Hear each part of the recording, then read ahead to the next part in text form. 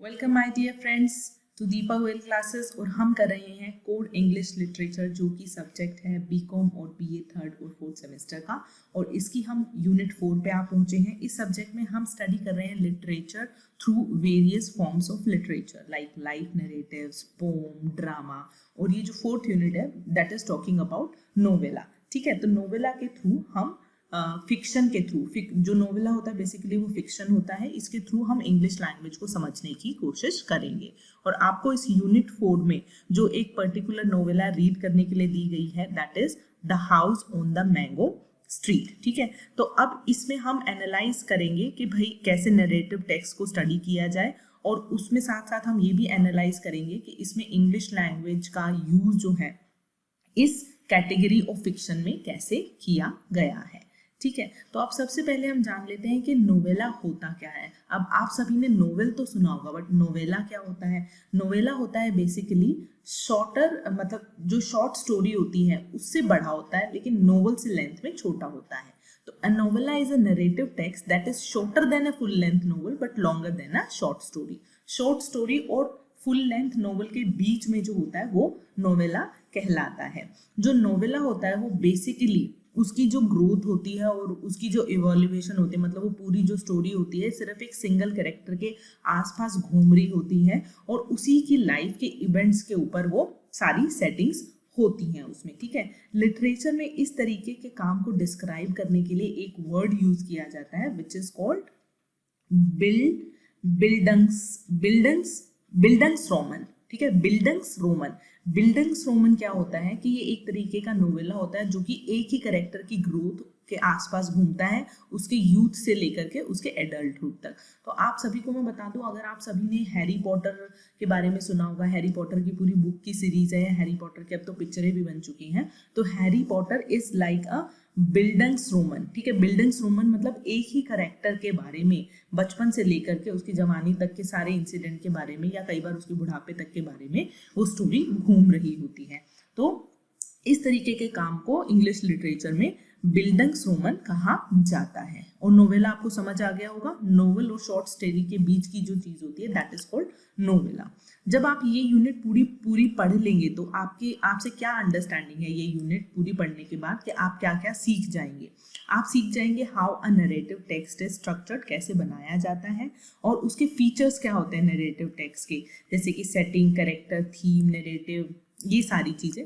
उसके अलावा एक नोवेला क्या होता है और एक बिल्डंग्सरोमन क्या होता है। नरेटिव टेक्स्ट को आप क्रिटिकली एग्जामिन करना सीखेंगे, कैरेक्टर डेवलपमेंट सीखेंगे, identifying prospective and be able to provide a different perspective to a situation. मतलब डिफरेंट तरीके की सिचुएशंस को आप एनालाइज करना सीखेंगे, रिकॉग्नाइज करना सीखेंगे। पोइट्री इन प्रोज में पोइट्री का कैसे यूज किया जाता है, और सोशल कमेंट्री क्या होती है किसी भी नोवेल या नोवेला के थीम पे, उसके बारे में आप इस पूरी यूनिट को पढ़ने के बाद समझ जाएंगे। ठीक है, तो नैरेटिव क्या होता है बेसिकली? नैरेटिव बेसिकली एक स्टोरी होता है जो कि क्रिएटिव तरीके से इमेजिनेटिव चीज़ों का यूज करके एक फिक्शन का रूप लेती है, that is called a narrative. Basically एक स्टोरी होती है, उसकी लेंथ के हिसाब से जो नैरेटिव होती है वो शॉर्ट स्टोरी भी हो सकती है, नोवेला भी हो सकती है, या फिर फुल लेंथ नोवेल भी हो सकती है। तो आप बेसिकली कह सकते हैं कि नोवेला, नोवेल और शॉर्ट स्टोरी सब नैरेटिव की फॉर्म्स होती हैं। ठीक है ना। अब जो नैरेटिव्स होते हैं वो कितने टाइप के होते हैं? नैरेटिव कितने भी टाइप के हो सकते हैं, like it can be an adventure story, it may be a myth, a fairy tale, a romance और लव स्टोरी, और it can be science fiction और even detective story with a lot of intrigue. Intrigue देखिए मैंने यहाँ पे highlight किया है because this is a little different word, जिसका मीनिंग होता है अराउज द क्यूरियोसिटी, मतलब लोगों में क्यूरियोसिटी जगाना। तो एक डिटेक्टिव स्टोरी भी हो सकती है, किसी भी तरीके का जो है ये नैरेटिव हो सकता है। ठीक है, तो ये हो गया टाइप्स ऑफ नैरेटिव बेसिकली। अब एक नैरेटिव का पर्पस क्या होता है? नैरेटिव का पर्पस कुछ भी हो सकता है, वो फिक्शन भी हो सकता है, या किसी सोशल टॉपिक पे भी डिस्कस कर सकते हैं, या सिंपल एंटरटेनमेंट के लिए भी हो सकता है, कंटेम्प्रेरी इशू भी हो सकता है, कुछ भी हो सकता है। मतलब नैरेटिव के थ्रू हम किसी टॉपिक को भी एड्रेस कर सकते हैं, सिर्फ एंटरटेनमेंट के लिए भी बना सकते हैं, किसी नॉलेज के लिए भी हम नैरेटिव्स को यूज कर सकते हैं कि कोई नॉलेजेबल स्टोरी है एंड ऑल दैट। तो ये सारे इन्होंने पर्पस बताए हुए नैरेटिव के।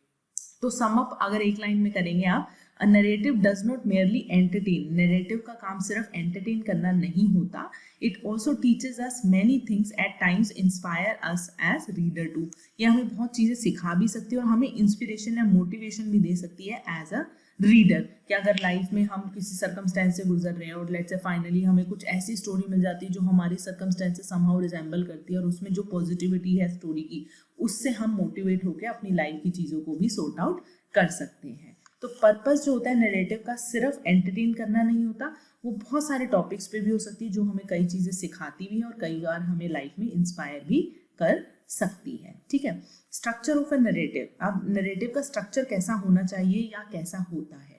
सबसे पहला होता है the scene is set and the characters are introduce. सबसे पहले जो होती है नरेटिव की सेटिंग होती है कि उसका क्या कंटेक्स्ट है और कैसे सीन शुरू होगा, मतलब कि भाई अंधेरी रात थी, आसमान में घनघोर अंधेरा था, तेज हवा चल रही थी, तो this is like scene setting. ठीक है, और उसके कैरेक्टर इंट्रोड्यूस किए जाते हैं कि उस नोवेला में या नॉवल में या स्टोरी में कौन कौन कैरेक्टर हैं। उसके बाद एक कॉन्फ्लिक्ट होता है, एक प्रॉब्लम होती है, ठीक है, या एक डिलेमा होती है जिसके बेसिस पे वो पूरी नॉवल या इवेंट या स्टोरी बनाई जाती है। फिर उसके बाद उसमें एक क्लाइमैक्स आता है जहाँ पे सारी चीज़ें जो होती हैं वो सामने आ जाती हैं। ठीक है, और उसके बाद उस क्लाइमैक्स की रेजोल्यूशन होती है। तो जस्ट लाइक हमारी हिंदी या इंग्लिश मूवीज के पहले बिल्कुल इंट्रोडक्शन होगा कैरेक्टर्स का और सीन का कि कहाँ पे ये जो स्टोरी है या पिक्चर है दर्शाई जा रही है। ठीक है, उसके बाद पिक्चर की प्रॉब्लम क्या है, फिर क्लाइमैक्स आएगा और बाद में क्लाइमैक्स का सोल्यूशन मिल जाएगा। तो ये स्ट्रक्चर होता है किसी भी नरेटिव का। नाउ इट सेज कि how to read a narrative text, आपको कैसे रीड करना चाहिए। अब रीड हम करना इसी सीक्वेंस में सीखेंगे जो उसका स्ट्रक्चर है। तो सबसे पहले आती है सेटिंग की बात। The first and the foremost, you must concentrate on setting of the scene, which also tells you about the socio-historic context of the narrative. Try to answer the question where and when is the action taking place. तो सबसे पहले आपको concentrate करना है setting पे, scene की, कि भाई उसका क्या सोशियो हिस्टोरिक कंटेक्स्ट दिखाया गया है। आपको जो क्वेश्चन ढूंढना है उस सेटिंग में कि ये कहाँ पे हो रहा है और कब हो रहा है। ठीक है, और आपको क्या ध्यान रखना चाहिए, आपको नरेटिव वॉइस की तरफ ध्यान देना चाहिए कि नरेटिव वॉइस मतलब कौन उसको बोल रहा है, क्या वो फर्स्ट पर्सन में है। अगर वो फर्स्ट पर्सन में है तो इसका मतलब ऑथर खुद बोल रहा है उसको, या फिर कोई कैरेक्टर है स्टोरी का जो अपने आप अपनी स्टोरी बता रहा है। तो फर्स्ट ऑफ ऑल आपको सेटिंग देखनी है नोवेल की कैसी है और समझना है कि इसको कौन नरेट कर रहा है, ऑथर खुद नरेट कर रहा है या ऑथर का कोई कैरेक्टर है जो अपने आप को नरेट कर रहा है, या कोई तीसरा पर्सन जो है उस पूरे एपिसोड को नरेट कर रहा है। तो आपको नरेटिव वॉइस सबसे पहले समझनी है और देखना है कि कहाँ पे ये एक्टिविटी हो रही है और कब ये नॉवल या उसका जो सीन है वो परफॉर्म हो रहा है। उसके बाद आपको कैरेक्टर्स पे फोकस रखना है कि वो कैसे डेवलप हुए और कैसे धीरे धीरे राइटर उन कैरेक्टर्स को इंट्रोड्यूस करता है अपने नॉवल या शॉर्ट स्टोरी में। फिर आपको कॉन्फ्लिक्ट पे ध्यान देना है। हर किसी स्टोरी या हर किसी नॉवल या नोवेला में एक पर्पस होता है। ठीक है, तो आपको देखना है when that happens you need to examine how the writer builds up to that point and whether you have different perspective on the situation or issue that the story is raising। ठीक है, तो आपको देखना है कि कैसे पूरा plot बना करके मेन मुद्दे को राइटर सामने लेकर के आता है और आपका अपना क्या पर्सपेक्टिव है। क्या आपको लगता है कि राइटर ने सही तरीके से उठाया या इसको उठाने का कोई और तरीका भी हो सकता था। ठीक है, your own response to the character and events help you to develop a perspective of your own. वही मतलब कि मैंने आपको बताया कि आप उसको देख करके समझ सकते हैं कि राइटर ने सही तरीके से उठाया या आप उसको किसी और दूसरे तरीके से उठा सकते थे। उसके बाद आपको रेजोल्यूशन पे ध्यान देना है कि जहाँ पे where there is a resolution और डिलेमा और conflict you can examine whether all questions have been answered. अगर उसमें जो कॉन्फ्लिक्ट था, जो भी कंफ्यूजन थी, ठीक है, जो भी उसका डिलेमा था, उसको हमें देखना है और हमें समझना है कि उसके सारे क्वेश्चंस जो भी कंफ्यूजन थी वो ढंग से आंसर किए गए हैं या नहीं। डिलेमा का मतलब होता है कंफ्यूजन। ठीक है, तो रेजोल्यूशन में हमें देखना है कि इन सारे क्वेश्चंस का आंसर किया गया है या नहीं, इस चीज का हमें ध्यान रखना है। तो ये है तरीका किसी भी नोवेल या नैरेटिव को, टेक्स्ट को पढ़ने का, चाहे वो नोवेल हो, चाहे वो नोवेला हो, चाहे या शॉर्ट स्टोरी हो। ठीक है, अब बात आता है लैंग्वेज थ्रू लिटरेचर कि लैंग्वेज थ्रू लिटरेचर हम कैसे सीखेंगे। अब इसके लिए हमें we need to pay special attention, there is another aspect of narrative that we need to pay special attention, the manner in which the author uses language to build the narratives makes up the style of that particular writer. मतलब ये तो सारी चीजें हो गई जो वो उसका फॉर्मेट हुआ, लेकिन इसके अलावा हमें क्या ध्यान रखना है कि जिससे हम लैंग्वेज सीखेंगे नरेटिव के थ्रू, कि राइटर ने वो चीज लिखते हुए जो है कैसे यूज किया है, किस चीज का, the use of images, symbols, figure of speech such as hyperbola, similes, metaphor, personification, oxymoron, juxtaposition, ये सारी चीजें जो है राइटर ने कैसे यूज की है लैंग्वेज के लिए, ठीक है। All contribute in enhancing the effect of the story और the text that we are reading. मतलब लैंग्वेज का किस तरीके से राइटर ने यूज किया है ये भी हमें ध्यान रखने की जरूरत है उस नॉवल को रीड करते हुए, ठीक है। तो ये तो हो गया कि हमें कैसे कोई नॉवल या नैरेटिव टेक्स्ट पढ़ना चाहिए। अब हम आते हैं हमारे मेन नैरेटिव टेक्स्ट पे, जो कि हमें इस यूनिट में पढ़ने के लिए कहा गया है, जो कि लिखा है सैंड्रा सिजनर्स ने, ठीक है। तो अभी पहले हम ऑथर के बारे में थोड़ा सा जान लेते हैं कि सैंड्रा सिजनर कौन थी। ये एक मैक्सिकन अमेरिकन थी, एक शिकागो की में इनकी फैमिली रहती थी, जहाँ पे 7 बच्चे थे और ये एक अकेली लड़की थी। मतलब 6 इनके भाई थे और ये एक अकेली लड़की थी। और सिजनर को एक लैटिनो राइटर के रूप में भी जाना जाता है। लैटिनो राइटर कौन होता है? जो कि राइट करते हैं from all the Latin America countries including Mexico. मतलब कि जो writers Latin American countries including Mexico से जो लोग लिखते हैं, जिनका जो ओरिजिन इन कंट्रीज का होता है, उनको कहा जाता है लैटिनो राइटर। और उनको चिकाना राइटर भी बोला जाता है। चिकाना राइटर कौन होते हैं? A woman of Mexican origin who lives in America, जो अमेरिका में रहते हैं लेकिन उनका ओरिजिन मैक्सिकन है, ऐसी लेडीज को भी चिकाना राइटर्स कहा जाता है, ठीक है। Cisneros grew up with 6 brother unlike Esperanza the protagonist of the house on the mango street. जो सिजनर है वो बड़ी हुई अपने 6 भाइयों के साथ, लेकिन वो एस्पेरेंजा के जैसी नहीं थी। एस्पेरेंजा कौन थी? एस्पेरेंजा है उनके play the house on the mango street, जो हमें पढ़ने के लिए कहा गया है, उसकी लीड कैरेक्टर, ठीक है।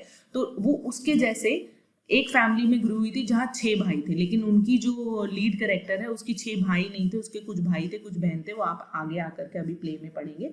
लेकिन उन्होंने कहा है कि भाई बहन ऐसे नहीं थे, लेकिन फिर भी एस्पेरेंजा और सिजनर की लाइफ के पर्सनल सर्कमस्टेंसेस बहुत ज़्यादा मैच खाते थे, ठीक है।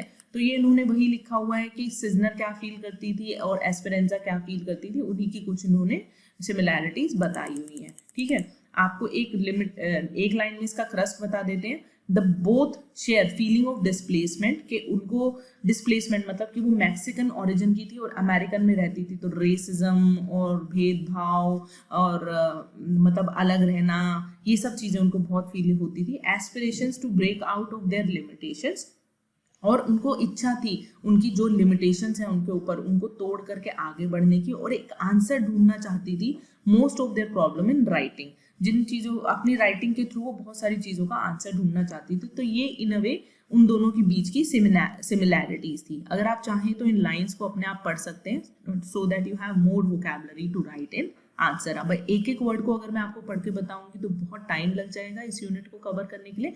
तो आप समरी समझिए कि भाई बहन एक जैसे नहीं थे, लेकिन पर्सनल सर्कमस्टेंसेस की जो कंडीशंस थी सिजनर और एस्पेरेंजा की काफ़ी हद तक सेम थी। तो इन अ वे हम कह सकते हैं कि सिजनर ने अपनी नोवेला में एस्पेरेंजा के थ्रू अपनी पर्सनल लाइफ के सर्कमस्टेंसेस को डिपिक्ट किया है।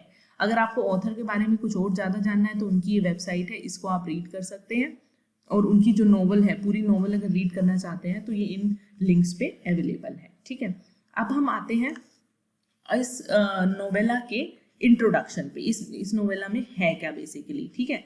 The house on the mango street, published in 1984, The House on the Mango Street immediately won critical acclaim, especially from the Hispanic community. Hispanic community ने critical acclaim किया इस novel पे।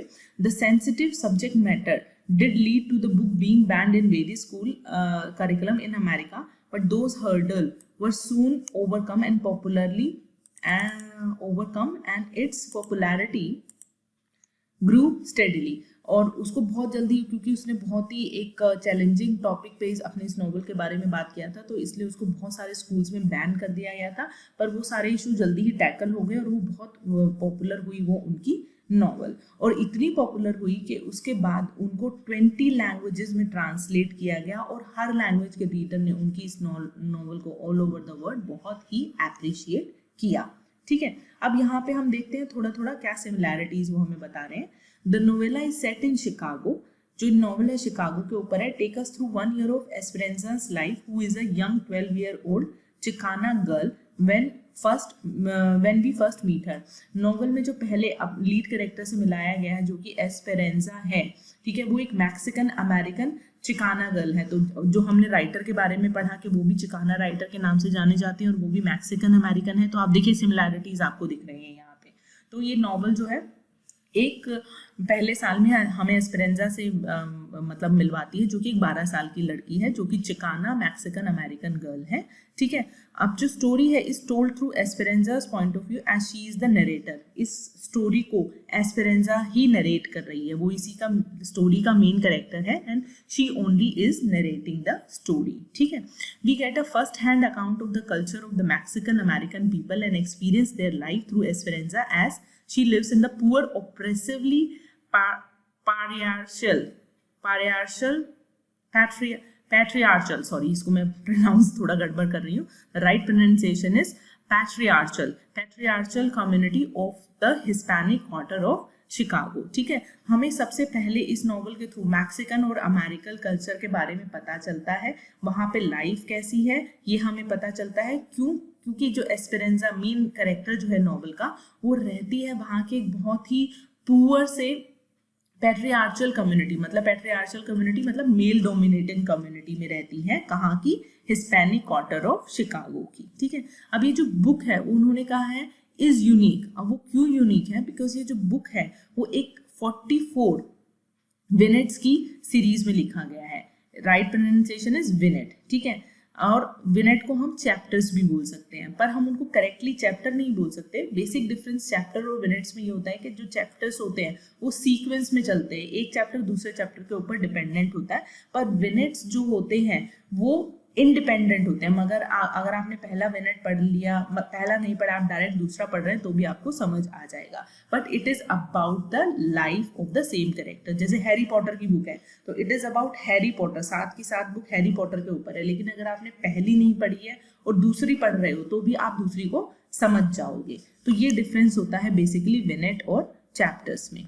ठीक है, अब फिर होता क्या है विनेट, यही चीज इसमें बताई गई है आपको, जो मैंने आपको बताया अभी। शॉर्ट डिस्क्रिप्टिव सीन या स्केच होता है, स्टोरी के बारे में होता है, तो इसको आप रीड कर सकते हैं। बेसिक डिफरेंस मैंने आपको बता दिया है। ठीक है, in a series of 44 minutes, Sandra Cisneros explore various themes such as identity, gender, sexuality, racism, domestic violence and sexual harassment. अपनी उन सारे मिनट्स में उन्होंने इन सब टॉपिक्स के बारे में डिस्कशन की है। ठीक है, in fact it has been observed that Cisner took to writing as a reaction to her personal feeling that she experienced during her college days। मतलब वही है कि ऐसा उसको पढ़ के लग रहा है कि उसमें उन्होंने अपने पर्सनल एक्सपीरियंस, कॉलेज डेज के जो एक्सपीरियंस रहे या जो भी एक्सपीरियंस रहे उसको उन्होंने इसमें दर्शाने की कोशिश की है। क्या एक्सपीरियंस थे, of not belonging to the main stream, मतलब वो क्योंकि मैक्सिकन थी और अमेरिका में रहती थी तो रेसिज्म फील करती थी, वो उसके बारे में उन्होंने लिखा है। She could see that she was different from her classmate, कि वो अपने क्लासमेट से डिफरेंट हैं, उनके बैकग्राउंड डिफरेंट थे और उनके पास कुछ भी कॉमन नहीं था, जो कि मतलब उनके और उनके क्लासमेट्स के बीच में कुछ भी कॉमन नहीं था। हर protagonist Esperanza goes through similar feelings in the book, और उनकी जो मेन कैरेक्टर है एस्पेरेंजा वो भी इसी तरीके की सेम फीलिंग से गुजर रही है, तो इसलिए हमें उन दोनों में काफी सिमिलैरिटी दिखती है। It is remarkable that Cisner is able to dwell into such deep tissue just by taking us through 1 year in life of a 12-year-old girl। मतलब उन्होंने बहुत अच्छे से एक ही साल में उस बच्ची की सारी चीजें हमें डीपली समझा दी हैं। In this 1 year span we see Esperanza moving from childhood to adolescence, मतलब 12 साल से 13 साल की होती है, चाइल्डहुड खत्म हो जाता है और एडोलेसेंस में आ जाती है। 1 साल के ट्रांजिशन में उन्होंने हमें बहुत अच्छे से सारी चीजें दिखाई हैं, from innocence to disillusionment, from desire to reconciliation, from resistance to acceptance, मतलब कि कैसे बच्चे का चाइल्डहुड खत्म हो रहा है और एडोलेसेंस शुरू हो रही है, तो कैसे उसमें क्या ट्रांजिशन आ रहा है वो उन्होंने उस 1 साल के स्पैन में बहुत ही अच्छे से दिखाया है। It is a journey of experiences that reveals as much about Esperanza as about the world she lived in and from which she aspired to break free. ये जो एस्पेरेंजा के जितने भी एक्सपीरियंस है वो हमें बहुत अच्छे से दिखा रहे हैं कि वो कैसे संसार में रहती है और कैसे संसार की लिमिटेशंस को ब्रेक करके वो फ्री होना चाहती हैं. Despite a very realistic and disturbing portrayal of discrimination on the basis of the gender, race, class and status, the novel and its protagonist Esperanza never loser, मतलब कि जैसे उन्होंने दिखाया है डिस्क्रिमिनेशन जेंडर के बेसिस पे या रेस, मतलब मैक्सिकन और अमेरिकन के बेसिस पे, पुअर और रिच के बेसिस पे, और उनका एस्पेरेंजा, उनकी जो मेन कैरेक्टर एस्पेरेंजा, उसने कभी भी होप लूज नहीं की. उसको इतने सारे डिस्क्रिमिनेशन फील करने पड़े, लेकिन फेस करने पड़े, लेकिन फिर भी वो डिप्रेस नहीं हुई लाइफ में. तो उन्होंने ये सब चीज़ें बहुत ही अच्छी तरीके से इसमें दिखाई हैं. In fact, the overriding message of the novel is one of the optimism of looking ahead. मतलब वो कहते हैं कि बेसिकली अगर हम सोचे तो इस नॉवल का जो सबसे एक अच्छा मैसेज है वो यही है, ऑप्टिमिज्म और आगे बढ़ो. तो बेसिकली इसमें यही सारी चीज़ें बताई गई हैं. अच्छा, वीडियो थोड़ी लंबी हो रही है, ये यूनिट थोड़ी लंबी है, इसलिए please bear with me. Break लीजिए अगर आपको लग रहा है आप थक गए हैं सुन सुन के. पॉज कीजिए वीडियो को, 5 मिनट का ब्रेक लीजिए और फिर आकर के देखिए, क्योंकि इसमें हम थोड़े से 2 पॉइंट और अभी कवर करेंगे. अगर नहीं कवर करेंगे तो बहुत लंबी जो है इसकी वीडियो बनती चली जाएगी. तो मैं आपको कट शॉर्ट करके जितना हो सकता है समझा रही हूँ. तो आपको मैं सजेस्ट करूँगी यहाँ पे अभी 5 मिनट का ब्रेक लीजिए, जाइए पानी पी करके आइए और फिर इसको आगे सुनना शुरू कीजिए. ठीक है, तो अब हम पढ़ते हैं एक शॉर्ट समरी इस नॉवल के बारे में. जैसा कि हमें अभी तक पता ही चल गया है कि जो स्टोरी है दिस इज अबाउट एस्पेरेंजा, जो कि रहती है कहाँ पे, एक पुअर इलाके में शिकागो के, अपने पेरेंट्स के साथ, अपने 2 भाई कैरल्स और किकी के साथ, और एक यंग सिस्टर नैनी के साथ रहती है. ठीक है, ऑफन उसको जो है वो जनरली मतलब ड्रीम करती है कि वो एक वाइट वुडन हाउस में रहे जहाँ पे बहुत सारे ट्री हो और एक बड़ा सा आंगन हो.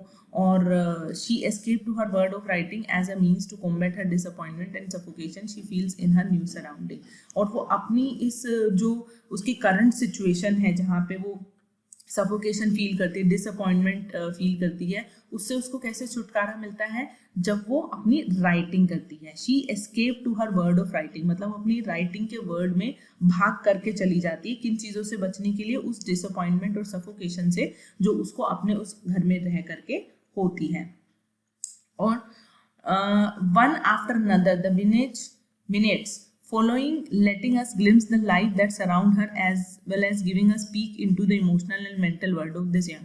तो उन्होंने अपने सारे विनेट्स में एक के बाद एक जो विनेट्स है उसमें जो उन्होंने हमें बताया है उस लड़की के इमोशनल और मेंटल सीन्स को बहुत ही अच्छे से उन्होंने जो है सारे विनेट्स में एक के बाद एक दर्शाया है. ठीक है, अच्छा, इस नॉवल में इसके अलावा और कौन कौन से कैरेक्टर हैं. We also meet interesting people such as Alicia who is studying at the college, Rachel and Lucy, the 2 friends with whom Esperanza enjoys walking around in high heels, Marian, who babysit her young cousin to help herself financially, Sally, who initiates Esperanza into the world of adolescence and with its interest in makeup and boys, and Mama Cheetah, who yearns to go back to her home country, Raphaelia, who leans out of her window only on Tuesdays to ask the children to buy her papaya juice. तो ये सारे characters के नाम इन्होंने बताया है कि हम इस नॉवल में इन कैरेक्टर्स से मिलेंगे.